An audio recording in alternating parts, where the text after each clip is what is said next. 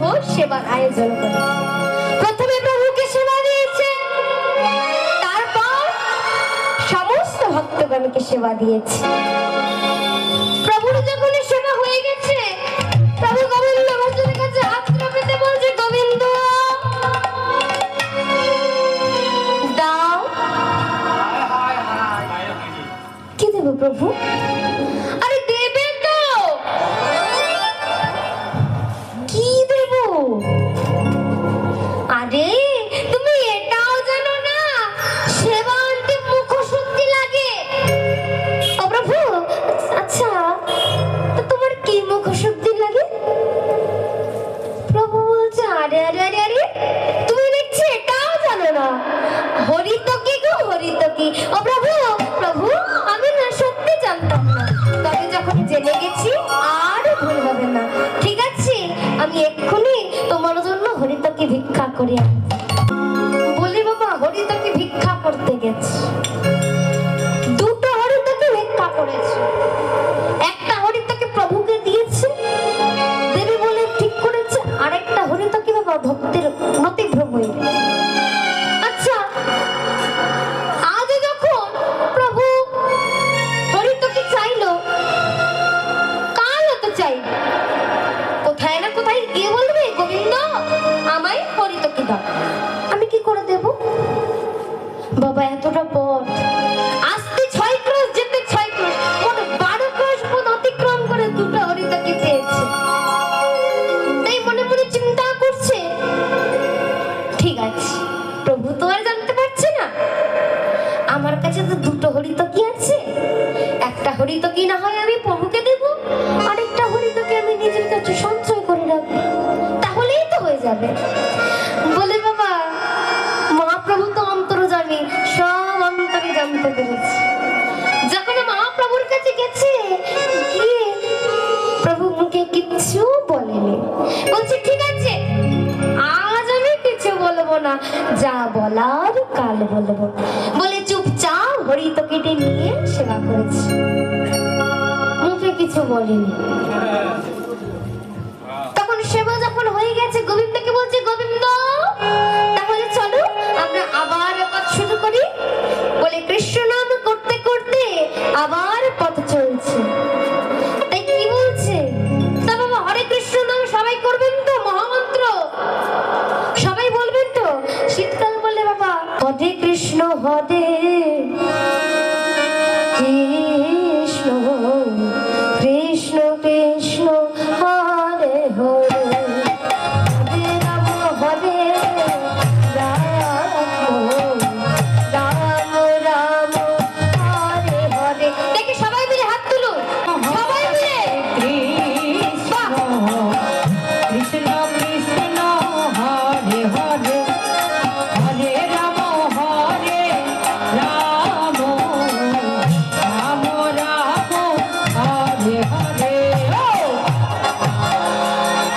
কৃষ্ণ কৃষ্ণ কৃষ্ণ হরে হরে, হরে রাম হরে রাম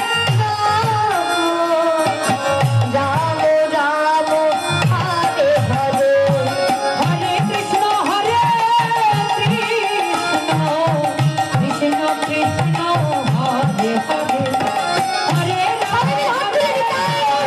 হরে রাম হরে রাম রাম হরে হরে, হরে কৃষ্ণ হরে কৃষ্ণ কৃষ্ণ কৃষ্ণ হরে হরে, হরে রাম হরে রাম রাম রাম হরে হরে, হরে কৃষ্ণ কৃষ্ণ কৃষ্ণ হরে হরে, হরে রাম হরে রাম রাম রাম হরে হরে। এইভাবে নাম করতে করতে চলেছে। যেতে যেতে গোবিন্দকে জিজ্ঞাসা করছে, গোবিন্দ এটা আমরা কোথায় এলাম? আরে প্রভু তুমি চিনতে পারছো না? এই যে পূর্বস্থলী অগ্রদ্বীপ, আমরা অগ্রদ্বীপে এসে পড়েছি। আচ্ছা গোবিন্দ ঠিক আছে, আজ তাহলে তুমি এখানেই সেবার ব্যবস্থা করো। প্রভু মনে মনে ভাবছে, গোবিন্দ আজই তো আমায় তোমাকে এখানে আমাদেরকে যেতে হবে। তখন আগের দিনের মতো আবার সেবার আয়োজন করেছে। প্রথমে প্রভুকে সেবা দিয়েছে, তারপর ভক্তগণকে। যখন প্রভু বাবা সেবা করে মহাপ্রভু যখন গোবিন্দ ঘোষের কাছে হাতটা পেতেছে, তখন গোবিন্দ ঘোষ হাসতে হাসতে বলেছে, দেখেছো প্রভু, দেখেছো? আরে আরে আমি জানতাম তুমি কালকে হরিতকি চেয়েছিলে, আজ হরিতকি চাইবে। তাই আমি কি করেছি জানো? কাল যে আমি হরিতকে ভিক্ষা করতে গেলাম না, তখন আমি দুটো হরিতকি ভিক্ষা করেছি।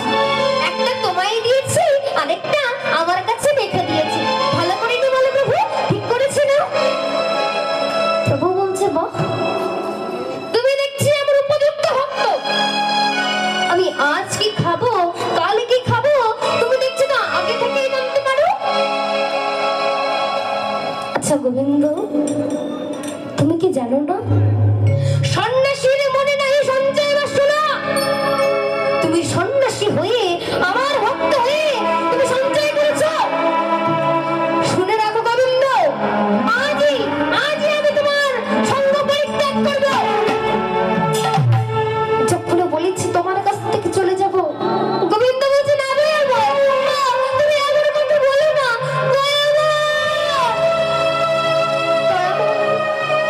তুমি ছাড়া যে আমার আর কেউ নেই। তুমি যদি চলে যাও আমি কি করে থাকবো মাগো? আমরা সকাল থেকে সন্ধ্যা পর্যন্ত নিজের জন্য কত কিছু সঞ্চয় করছি, কি তাই না? কিন্তু গোবিন্দ ঘোষ সঞ্চয় করেছিল একটা হরিতকি, তাও আবার নিজের জন্য নয়, প্রভুর সুখের জন্য। তাও প্রভু তাকে ত্যাগ করলো। যখন মহাপ্রভু বলছে চলে যাবে, গোবিন্দ ঘোষ বলছেন, না দয়াময়, তুমি এমন কথা বলো না। আমি যে তোমাকে ছাড়া ভাবতে পারবো না। বলো বলো না, তুমি ছাড়া আমার কে আছে? তুমি তো সব জানো দয়াময়, তাও তুমি এমন কথা কেন বলছো? দয়াময়, এমন করে আমাকে বলো না। যেও না দয়াময়, যেও না দয়াময়।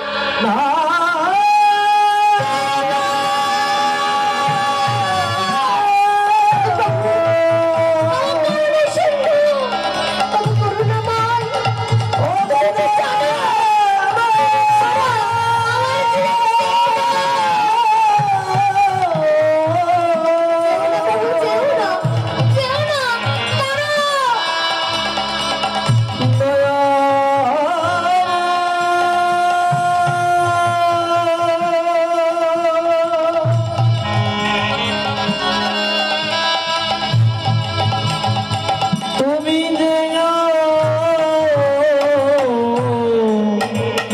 যেও না।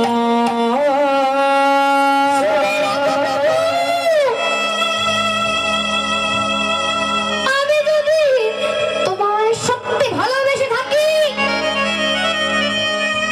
তাহলে তোমাকে এক পক্ষ কালের মধ্যে ফিরে আসতে হবে হবে হবে বলে বাবা গোবিন্দ ঘোষ অচৈতন্য হয়ে পড়েছে। গোবিন্দ ঘোষের তো অগ্রদ্বীপে বাড়ি।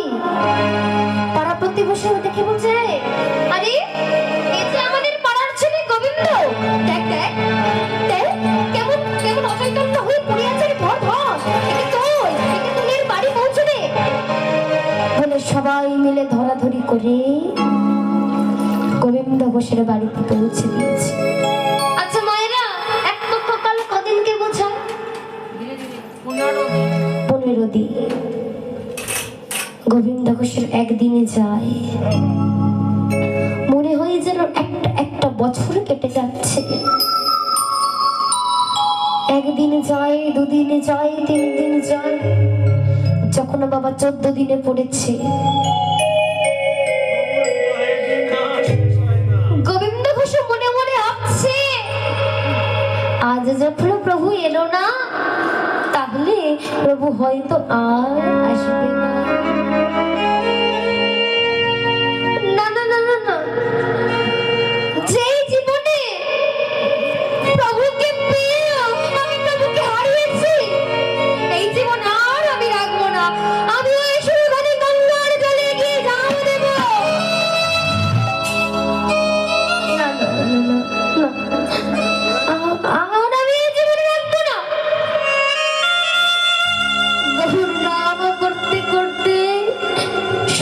গঙ্গার চলে যাচ্ছে।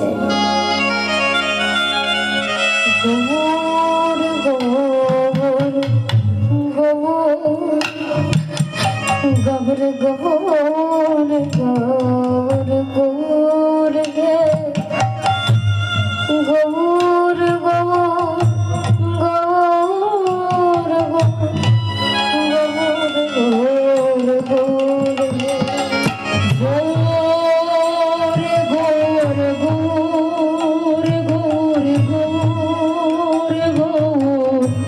গোবর হে গোবর গোবর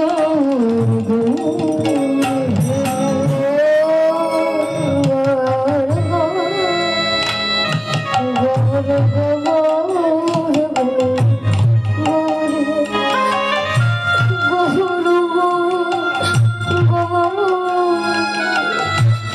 গোবর গোবর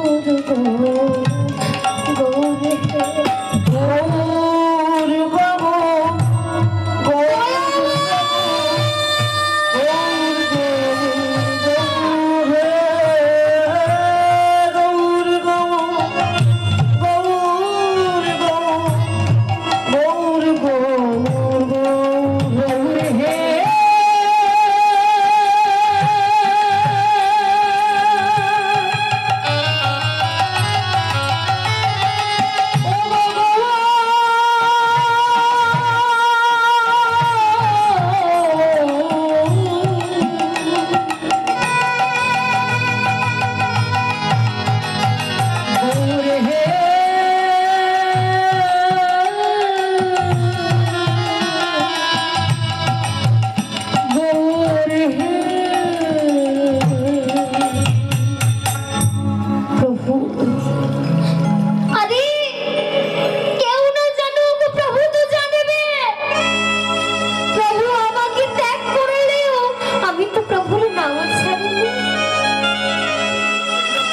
বাবা, যখন গোবিন্দ ঘোষ গঙ্গার জলে ঝাঁপ দিতে যাবে,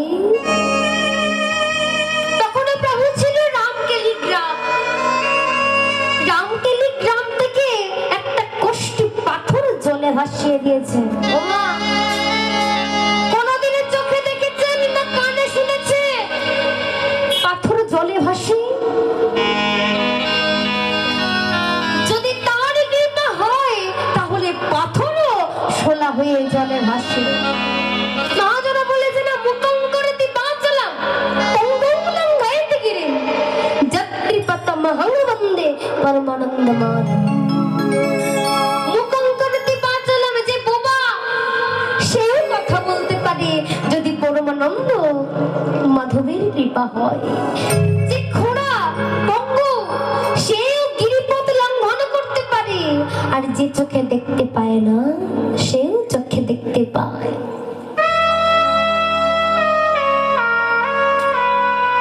জগদানন্দ জিজ্ঞেস করেছিল, প্রভু আচ্ছা তুমি যে এই কষ্টি পাথরে জলে ভাসাচ্ছ কেন?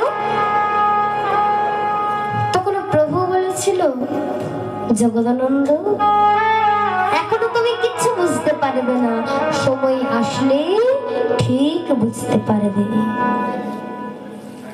যখন বলেছে সময় আসলে বুঝতে পারবে, আর কিছু বলেনি। বাবা যখন গোবিন্দ ঘোষ ডুবে মরতে যাবে, তখন সেই কুষ্টি পাথর ভাসতে ভাসতে গোবিন্দ ঘোষের গায়ে এসে লেগেছে। গোবিন্দ ঘোষ মনে মনে ভাবছে, পাশেই তো শশা, হয়তো সেই বড়া বড়া কাঠ আমার গায়ে এসে লেগেছে বলে দূরে সরিয়ে দিয়েছে। আমারও যখন ভাসতে ভাসতে এসেছে, তখন সেই গোষ্ঠী পাথরটিকে নিয়ে দূরে ছুঁড়ে ফেলে দিয়েছে। নোংরা আবর্জনার মধ্যে ফেলে দিতে বাবা সঙ্গে সঙ্গে দৈববাণী হয়েছে, গোবিন্দ আত্মহত্যা করো না, আত্মহত্যা করা যে মহা পাপ। ঘরের ছেলে ঘরে ফিরে যাও। গোবিন্দ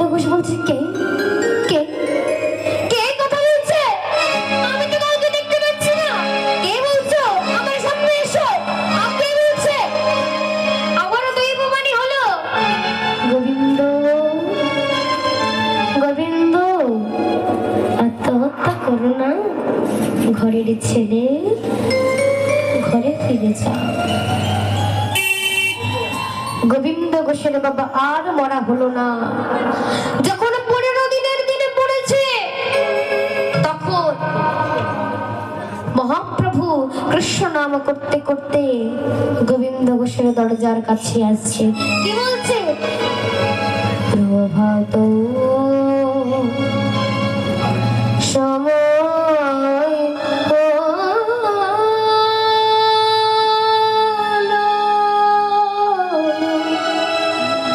কৃষ্ণ কৃষ্ণ বলো। প্রভাত সময়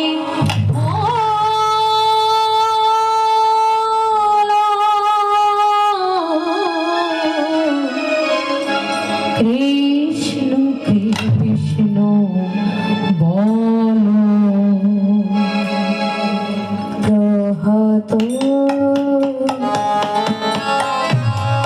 যখন নাম করতে করতে গোবিন্দ ঘোষের দরজার কাছে এসেছে, দরজায় যখন ঠক ঠক আওয়াজ হয়েছে, গোবিন্দ গোবিন্দ, কি আমি কি শব্দ শুনছি? এই যে আমার প্রভুর কণ্ঠ। তাহলে কি আমার প্রভু ফিরে এসেছে? তাড়াতাড়ি দরজা খুলে দেখছি প্রভু তুমি এসেছো। আচ্ছা গোবিন্দ, আমি যে আসবো তার আগমন বার্তা তো আমি দিয়েই দিয়েছিলাম। আগমন বার্তা কই? আমি তো পাইনি। আচ্ছা তুমি কি জলে মরতে গিয়েছিলে? মনে পড়ে গেল তোমার গায়ে কি কিছু এসে ঠেকেছিল? গোবিন্দ ঘোষ বলছে আচ্ছা প্রভু দাঁড়াও দাঁড়াও, আমি এক্ষুনি আসছি, তুমি একটু অপেক্ষা করো। ছুটতে ছুটতে অন্তর বাড়ি গিয়ে যেই দেখছে যে পড়া কষ্ট নয়, এই যে কষ্ট পাথর বুকে জড়িয়ে ধরে নিয়ে ছুটতে ছুটতে বাবা যখন আসছে, এসে বাবা যখন এসেছে তখন এক ভাস্কর এসে বলছে কই গো কষ্টি পাথর দাও, আমি বিগ্রহ তৈরি করি। তখন গোবিন্দ ঘোষ বলছে হ্যাঁ গো, তোমায় কে বললে? কেন? তোমার ছেলে?